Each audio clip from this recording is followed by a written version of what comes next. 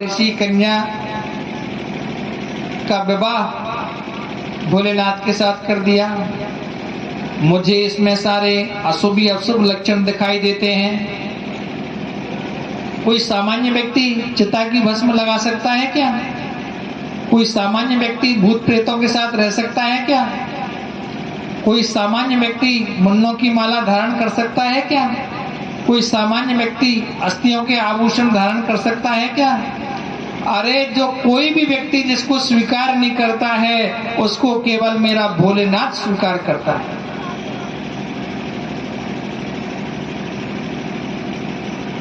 धतूरों का पेड़ खड़े रहे बेचारे से कोई पूछे नहीं, लेकिन शंकर भगवान स्वीकार करता है उसके लिए। तो इस प्रकार से प्रेमी सज्जनों, आज भोलेनाथ का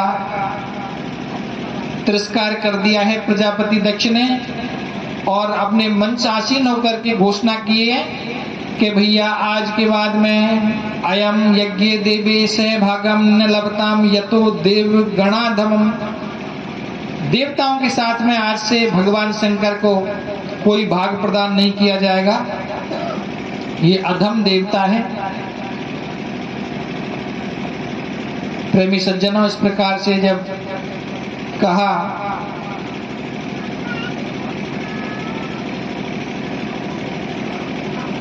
पास में नंदीश्वर विराजमान है। नंदीश्वर ने देखा मेरे स्वामी का अपमान हो रहा है। प्रजापति दक्ष मुंह में जो आ रहा है उसी बात को कह रहा है।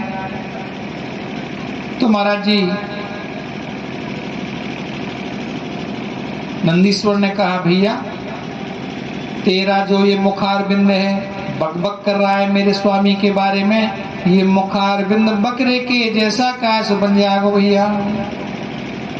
और जितने भी ब्राह्मण देवता यहाँ हैं, जिस समय भगवान भोलेनाथ की बुराई कर रहा था प्रजापति दक्ष, उस समय ये इनको हंसी आ रही थी, आनंद की प्राप्ति हो रही थी। इसलिए मैं श्राप देता हूं कि विद्याम तपो व्रतयुताम अपि सर्वभक्षाम संतम यम याचकाम विचरंतो। ये ब्राह्मण जो देवता है ना, ये याचक की तरह, भिक्षुक की तरह विचरण करेंगे और इनके पास में लक्ष्मी जी का वास काश बढ़ जाएगा।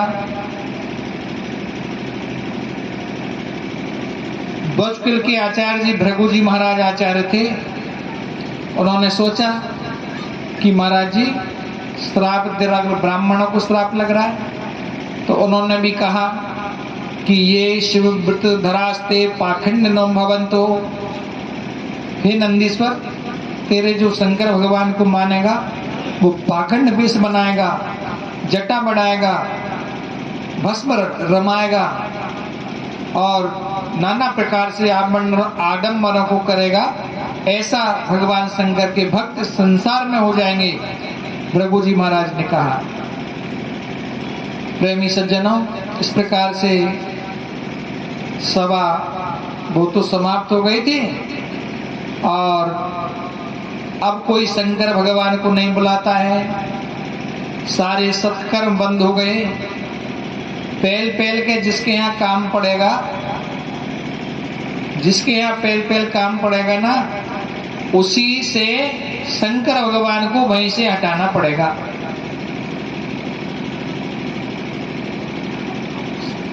बहिष्कृत कर दिया देवताओं ने। अब सब दुनिया के अंदर सत्कर्म बंद कर दिए। भाई आज मुझे भागवत करनी है तो मैं भागवत करूंगा तो मुझे शंकर भगवान बुलाना पड़ेगा, निमंत्रण देना पड़ेगा। मैं अभी मेरी भागवत नहीं करूं, मैं और आगे करूंगा जाकर के। मेरे यहाँ से क्यों बंद करूं? शंकर भगवान है। ऐसे ही महाराज जी दूसरे ने सोच ली, सब ने यही सोच लिया तो सत्कर्म बंद हो गया। कौन शंकर भगवान से विरोध चाहता है? इस बात का पता चल गया प्रजापति दक्ष के लिए। तो महाराज जी उन्होंने विचार किया, अब मैं एक यज्ञ करता हूं, उसमें मेरे यहां से ही भगवान भोलेनाथ के लिए बहिष्कृत करूंगा। ऐसा विचार करके उन्होंने वाजपेयी निष्ठा नाम के यज्ञ के लिए किया और सब जगह निमंत्रण कार्डों के लिए भेज दिया। तस्मन यज्ञे सर्वा देवर्ष पुत्र देवतान सपत्नी काम आयु। सारे देवता हैं अपनी अपनी पत्नी को साथ में लेकर के और यज्ञ महोत्सव देखने के लिए पधारे हुए हैं। प्रेमी सज्जनों, सती जी को छोड़कर के और सब जगह कार्डों के लिए वितरण कर दिया। सती जी को निमंत्रण नहीं दिया। प्रजापति दक्ष ने घोषणा के लिए किया, मैंने मेरी पुत्री सती के लिए निमंत्रण नहीं दिया है। यदि वो बिना बुलाए आ जाती है तो कोई भी सभा के मध्य में खड़े होकर के उसको मान सम्मान नहीं देगा, इज्जत नहीं करेगा। इस प्रकार से अब तो महाराज जी प्रजापति का यज्ञ चालू हुआ।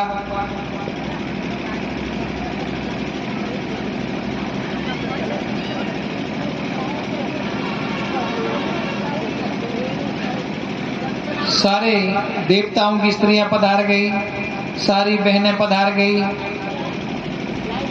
आज चंद्रमा चंद्रदेव की जो पत्नी है रोहिणी जी, वो भी अपने पिताजी के यज्ञ में अपने पति के साथ पधारी हुई हैं। और चंद्रदेव का विमान कैलाश के ऊपर होकर के निकला और रोहिणी जी ने देखा कैलाश के ऊपर विमान जैसे ही निकला, नीचे देखा, अरे मैं तो ये समझ रही थी कि मैं सबसे ज्यादा लेट जा रही हूँ मेरे पिताजी के घर में। मेरी अभी बहन सती तो कैलाश पर ही है।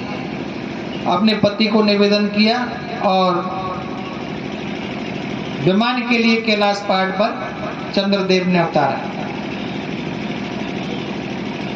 प्रेमी सज्जना, रोहिणी जी ने कहा, बहना अरे अपने पिताजी के यहाँ यज्ञ महोत्सव है, माँ आप नहीं चली, तैयार दिखाई नहीं दे रही है, आपको पता नहीं है क्या? सती जी ने कहा, बहना मेरे पास कोई ऐसा समाचार नहीं है कि पिताजी के यहाँ कोई यज्ञ चल रहा है।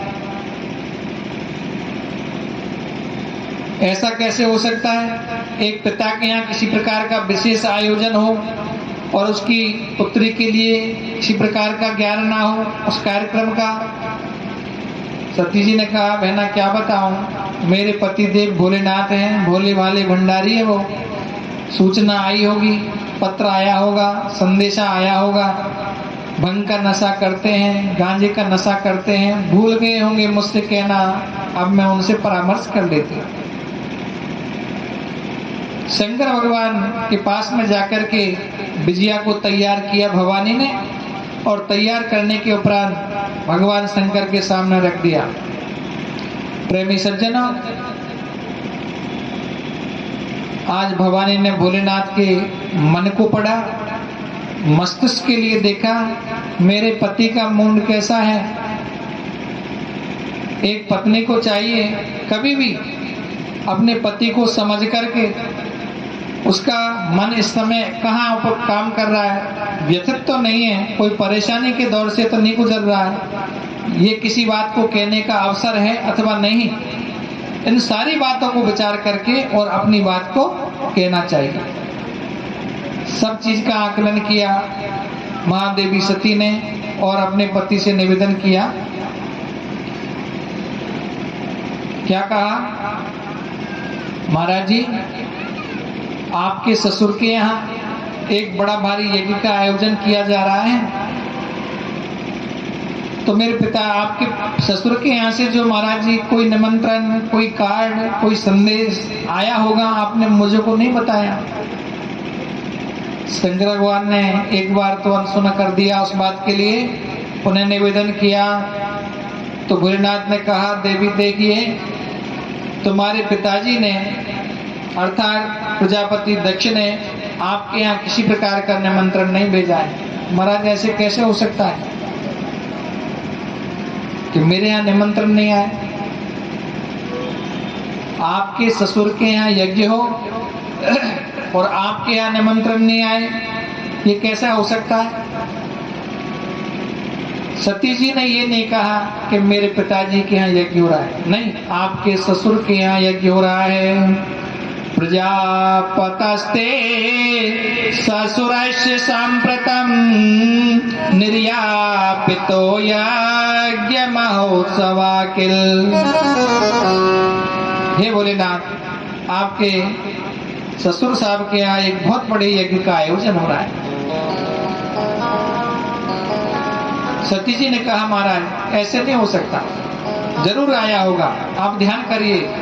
भोलेनाथ ने कहा देवी क्या बताऊं, एक बार एक यज्ञ के अंतर्गत ही एक सभा के मध्य में तुम्हारे पिताजी ने मेरा अपमान किया, मैंने आपको नहीं बताया। हो सकता है उस द्वेषता की वजह से आपके पिताजी ने आपके यहाँ निमंत्रण नहीं भेजा हो। अच्छा महाराज, देखिए शास्त्र कहता है जब तक माता पिता जिंदे हैं आपके, अर्थात आपके पियर पक्ष में, आप सम्मान के साथ में उनसे मिलने कभी भी जा सकते हो। अपने गुरु के यहाँ आपका हमेशा अधिकार बनता है। आप कभी भी अपने गुरुद्वारे पर जाओगे अपनी समस्या को लेकर के, तो महाराज उसका निश्चित रूप से समाधान होगा। भगवान की कथाओं में आपको कभी भी निमंत्रण की इंतजार नहीं करना है कि भैया धनी की तरफ से बुलाया नहीं आया और हम बुलाए से ही जाएंगे, ये भी आपको विचार कदाचित नहीं करना है। भगवान की कथाओं में, देवताओं के मंदिरों में, ठाकुर जी के दर्शन करने में और अपनी ससुराल में कभी भी जा सकता है जमाई, कोई सूचना की आवश्यकता नहीं, उसका अधिकार है। लेकिन ये चारों जगह ही ऐसी हैं भैया कि कभी रीते पल्ले का सुनी जाना है, कभी रीते पल्ले नहीं जाना है। पुष्पम पत्रम फलम तोयम रत्नानि विविधानि च, चाहे पुष्प ले जाइए, फल ले जाइए, मीठा ले जाइए, कुछ भी ले जाइए, लेकिन खाली हाथ नहीं जाना है। खाली हाथ जाएगा तो ठाकुर जी के मंदिर में अपन जाते हैं, भगवान को 1 रुपए 2 रुपए 5 रुपए अर्पण करके आते हैं। ठाकुर जी तो अपन को देता है, हम उसको क्या दे सकते हैं, लेकिन ठाकुर जी का सम्मान है।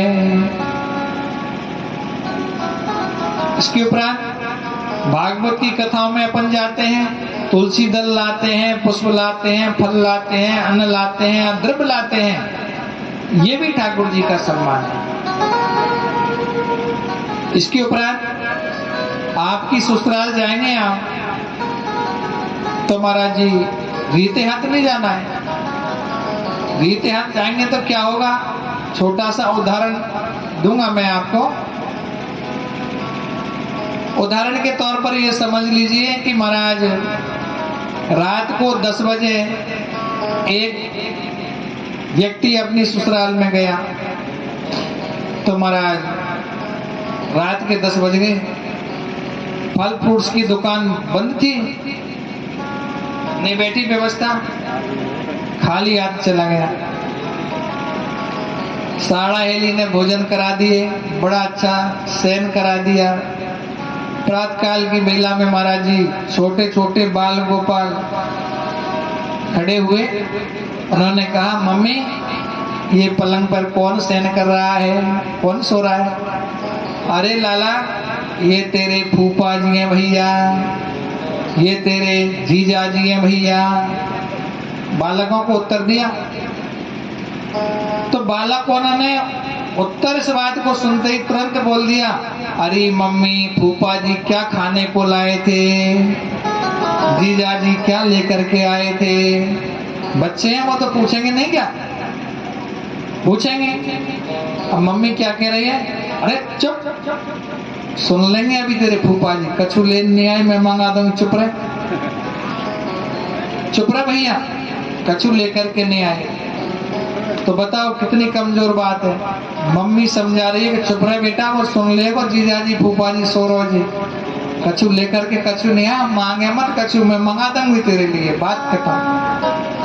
अब यदि आप ऐसी पहले से ही गलती नहीं करते तो मम्मी जो कहती केला लाए बेटा फूफा जी, आम लाए बेटा फूफा जी, सेब लाए बेटा जीजा जी, फ्रिज में रखे बेटा ले ले। बेचारी को शर्मिंदा होना पड़ा ना साड़ा हेली को, होना पड़ा कि नहीं। इसलिए कभी भी 4 स्थानों पर रीते पल्ले नहीं जाना और 4 जगह पर बुलाए की बात कभी नहीं देखनी। आपका अधिकार बनता है, कभी भी जा सकते हो। सती जी ने भगवान भोलेनाथ से कहा महाराज बुलाया नहीं आया तो कोई बात नहीं है, मेरे पिता हैं, मैं उनके यहाँ कभी भी काश हो जा सकती हूँ, बुलाने की क्या बात है, मेरा अधिकार बनता है मेरे माता पिता से मिलने का। प्रेमी सज्जनों, इतना कहा शंकर भगवान ने ना कहा ना हाँ कहा कि देवी चली जाओ तो मत जाओ। अरे ऐसी क्या ले लई मोल, हमोल भिजवाए तेरे भोले तिहर में।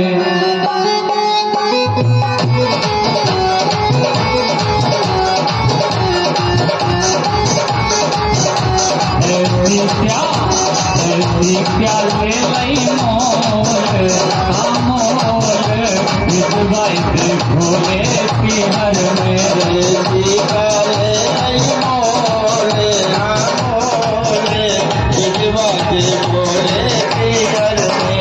भिजवाए तेरे भोले तिहर में, भिजवाए तेरे भोले भोले तिहर में। ऐसी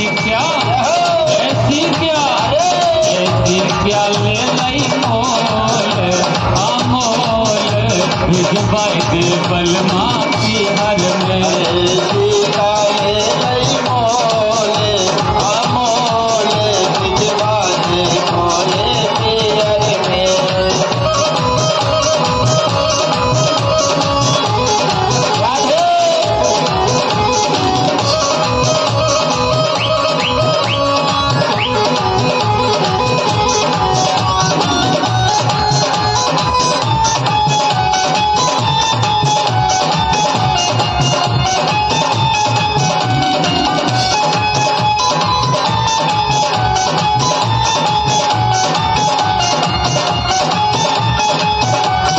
ब्रह्मा भी जा रहे विष्णु भी जा रहे, ब्रह्मा भी जा रहे विष्णु भी जा रहे। ब्रह्मा भी जाए रहे विष्णु भी जाए रहे, ब्रह्मा भी जाए रहे विष्णु भी जाए रहे। जा रहे सारे विमान, वो विमान भिजवाए दे भोले तिहर में।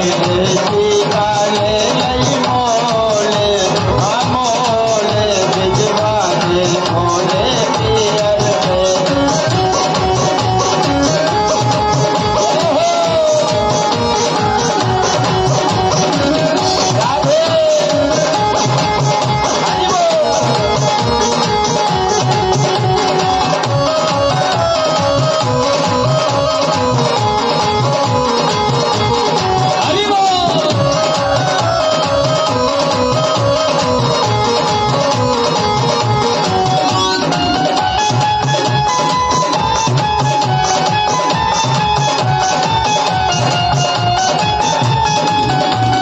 बिना बुलाए गोरा चले मत जइयो, बिना बुलाए गोरा चले मत जइयो, बिना बुलाए गोरा चले मत जइयो, बिना बुलाए गोरा चले मत जइयो। होई गो बड़ो अपमान, अपमान भिजवाए दे बलमा तिहर में। ऐसी क्या ले लई मोल, अमोल भिजवाए दे भोले तिहर में।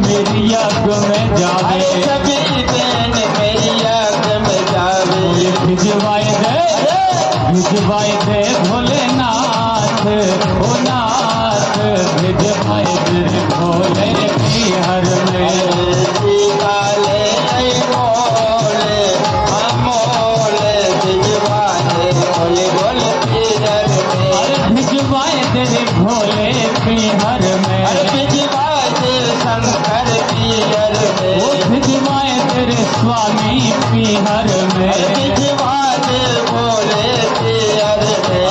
ऐसी क्या ले लई मोल, अमोल भिजवाए तेरे भोले पीहर में। सीता ले लई मोल, अमोल भिजवाए भोले पियर में। वो भिजवाए तेरे बलमा पीहर में। भिजवाए भोले पियर में। भिजवाए तेरे शंकर पीहर में। भिजवाए भोले पियर में। बोलो शंकर भगवान की जय। प्रेमी सज्जनों, इस प्रकार से आज भवानी अपने यज्ञ महोत्सव के अंदर जाने के लिए अपने पति से आज्ञा चाहती हैं और भगवान भोलेनाथ विचार कर रहे हैं। शंकरम उभयत्र पतन्याम अंगनाशम ज्ञात्वा, भगवान भोलेनाथ ने विचार किया है यदि मैं भवानी को मना करूंगा जाने के लिए तब भी ये जाएगी, चली जाएगी, तब भी नाश होगा। यदि मैं मना कर दूंगा तब भी यहाँ खींचन करके इसके शरीर का नाश होगा। इसलिए भगवान ने ना कहा और ना हाँ कहा। अब तो महाराज जी समाधि के अंदर लीन काश हो जाते हैं। प्रेमी सज्जनों, तत्रेकाम शीघ्रम गच्छन्तीम सती शिवानुचराम सहस्त्रांशो वृषेन्द्रम सहितायाम। भवानी ने क्रोध आया, पियर को नहीं जाने दो। जब आपको कितने गुस्सा आवे, कोई सास नंद मना कर दे कि भैया अब रहने दे, अभी तो आइए 10 दिन पहले, भैया घर में काम है, फिर चली जाइए। बड़े प्यार से कही सासू जी ने, अरे भाई अभी तो आइए 10 दिन पहले ही, पियर कैसे, घर में अपन के ही काम है, पीछे चले जाइए। कोई मिनबे की मना थोड़ी है। सासू जी ने कही पियर जावे की ने मना कर दे तो महाराज जी ये मान लो आप कि जैसे गैस की लालटेन में हवा देवे ना अपन, और वो सन सन सन सन करवे करे, ऐसे घर में 8 दिन तक तो गैस की लालटेन की नहीं सन्नाटो नहीं में चे। और कहूँ मुखार बिंद देख ले तो जाना कोई 10-8 महुकन न खागा ले मुँह। तलेटी से ऊपर, ऊपर से नीचे विचार कर रही है क्या करूं मैं। प्रेमी सज्जनों, आज भगवान के कैलाश धाम को छोड़ करके और प्रस्थान किया है। भगवान भोलेनाथ ने अपने गणों को आमंत्रित किया। नंदीश्वर से कहा भैया नंदीश्वर तेरी मैया चली जा रही है, ऐसा काम कर भैया या के साथ साथ चला जा। कैलाश पहाड़ के ऊपर जितने भी वस्त्र हैं, वो वस्त्र हैं, कोई भी इसका सामान है, इसने एक तोता पाल रखा है, एक मैना पाल रखी है, जो भी इसके वस्त्र इत्यादि वगैरह हैं, सबको अपनी पीठ पर रख कर यानी तेरी मैया के साथ में कहा से ले जा भैया। आदेश कर दिया भोलेनाथ ने। नंदीश्वर साथ में गया, जाकर के देखा, क्या देखा है भवानी ने। तम यज्ञ रुद्र भागम वीक्षा, शंकर भगवान का कोई स्थान नहीं है उस यज्ञ स्थल पर, भोलेनाथ का कोई स्थान प्रदान नहीं किया है। प्रेमी सज्जनों, कोई सती जी से नहीं बोल रहा है, कोई महाराज जी वाणी से सम्मान नहीं कर रहा है। जिसकी तरफ देखती हैं उसी की तरफ महाराज जी गर्दन झुका लेते हैं। सती ने विचार किया, अरे मैंने मेरी पति की आज्ञा को माना नहीं, मेरी पति की आज्ञा को वो मान लेती ना तो मुझे इस प्रकार का आज ये दृश्य दिखाई नहीं देता। प्रेमी सज्जनों, इस प्रकार से शंकर भगवान की निद्रा को उस स्थान पर देखा। सती जी ने कहा ये क्या हो रहा है। यस्य द्व्यक्षरम शिवेति नाम जो मेरे पति का 2 अक्षर का नाम लेता है शिव शिव, उसके सारे संकट समाप्त हो जाते हैं। ऐसा महाराज जी मेरा पति है जिसकी आपने अवहेलना की है। अपने पिताजी के समक्ष जाकर कहा, हे प्रजापति दक्ष, कुजनस्य तब सम्मदात्मम लज्जा भवति। अब पहले तो मुझे बहुत सारा अहंकार था कि मैं प्रजापति दक्ष की कन्या हूं, मेरे पिताजी प्रजापति दक्ष हैं, इस बात का मुझे अभिमान था। आज क्या हो रहा है कि कुजनश्यम तव सम्मदात्मम लज्जाम भवति, मैं आपकी पुत्री हूं, इस बात को सुनकर मुझे लज्जा आ रही है। क्यों आ रही है? कि आपने मेरे पति का अपमान काश कर दिया पिताजी, अकारण ही अपमान किया है। यदि शंकर भगवान ने मुझसे ये कहा, हे दाक्षायणी, सती जी का नाम दूसरा क्या नाम है? दाक्षायणी। हे दाक्षायणी, हे दक्ष की कन्या, जरा इधर आइए मेरे पास। आपसे मेरा संबंध जोड़ दिया और नाम लिया तो मुझे बड़ी भारी लज्जा काश आएगी। शंकर भगवान की बुराई सुनने के कारण, उनकी निद्रा श्रवण करने के कारण अब मेरा शरीर अपवित्र काश हो गया है भैया। अब ये भोलेनाथ के काम का ही नहीं रहा। प्रेमी सज्जनों, तत्सत्याम देह त्यागम दृष्टा, सती जी ने इस प्रकार से कहा,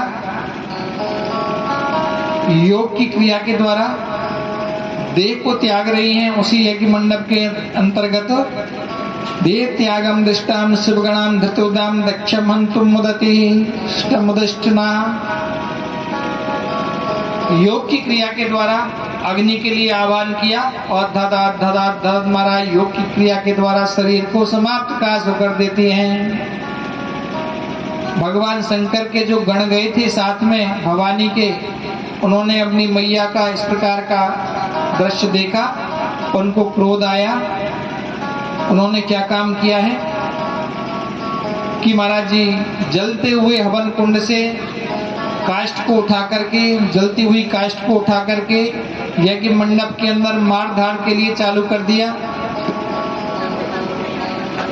प्रेमी सज्जनों, जो भृगु जी महाराज आचार्य थे, तेषाम बेगम दृष्टा भृगु यज्ञेन मंत्रेण दक्षिणाग्नो जुहावा। ऋषभो नाम के देवता 1000 उत्पन्न किए यज्ञ कुंड से। ऋषभदेव नाम के देवता और शंकर भगवान के गणों में युद्ध होने के लिए लगा। अर्थात प्रेमी सज्जनों, इधर तो ये चल रहा था, उधर नारद जी के द्वारा सती देह त्यागम, सती जी ने देह को त्याग कर दिया, ऐसा समाचार नारद जी के द्वारा भोलेनाथ को कैलाश पर्वत पर मिला। तो महाराज जी बड़ा भारी क्रोध आया।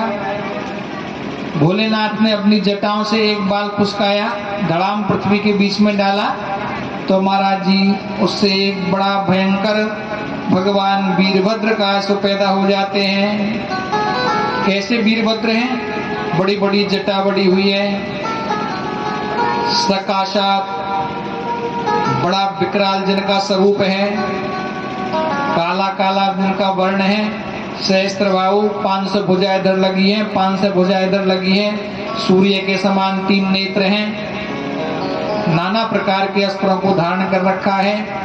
ऐसे वीरभद्र भगवान प्रकट काश हो जाते हैं। प्रेमी सज्जनों, वीरभद्र भगवान के सामने हाथ जोड़कर खड़े हुए हैं। भगवान कह रहे हैं, हे वीरभद्र, ओ भैया तुम मेरे गणों में प्रमुख हैं। हे वीरभद्र, आप जाकर के नहीं प्रजापति दक्ष के यज्ञ के लिए विध्वंस काश कर दीजिए। भगवान का आदेश मान करके वीरभद्र वहां से पधारे और चलते हुए महाराज उस स्थान पर पहुंचे और जाकर के प्रजापति दक्ष के यज्ञ का विध्वंस कर दिया। प्रेमी सज्जनों, किसी की दाढ़ी खुसका दी है, किसी के दांत तोड़ दिए हैं, किसी का नेत्र फोड़ दिया है। इस प्रकार से बड़ा भारी उत्पात हो रहा उस समय के मध्य में।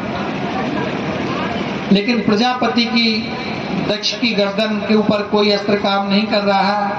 भगवान भोलेनाथ का ध्यान किया और ध्यान करके भोलेनाथ ने कहा, भैया नंदीश्वर, इसके लिए नंदीश्वर का श्राप लगाया वीरभद्र, ये ना सूखे अस्त्र से मरेगा ना गीले अस्त्र से मरेगा। वीरभद्र ने समुद्र के जो झाग हैं उनका